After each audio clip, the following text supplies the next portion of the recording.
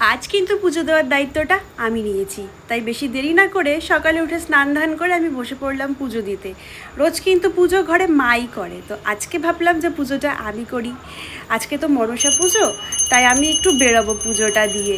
তো পুজো দেওয়া হয়ে গিয়েছে আর আমি রেডি হয়ে এখন বেরিয়ে পড়লাম বাপের বাড়ি যাওয়ার উদ্দেশ্যে।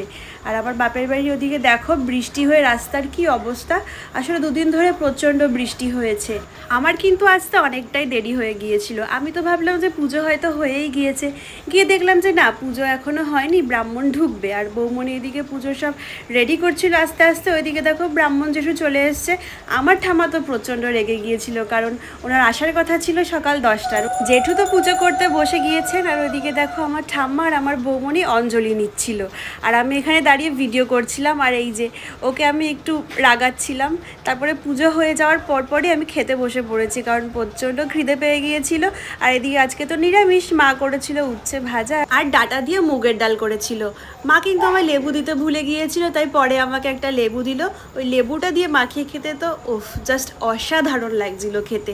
আমার তো মায়ের হাতে রান্না খেতে খুব ভালো লাগে। আর মা এই যে আলু পটলের তরকারি করেছিল একটু কষা কষা করে। অনেক দিন পর মায়ের হাতে রান্না খেয়ে তো এক আলাদাই শান্তি। মা কিন্তু পাশে ডাল দিয়ে খাচ্ছিল, তাই মাকে বললাম যে আমাকে আর একবার ডাল দিয়ে খাইয়ে দাও, কারণ ডালটা আমার প্রচণ্ড ভালো লেগেছিল। তারপর তো রিজু এসে ঠাকুর প্রণাম করে বসলো, আর এদিকে আমি ওকে একটু ফল প্রসাদ দিলাম। তো আজকের মতন এটুকুই, টাটা বাই বাই সবাইকে।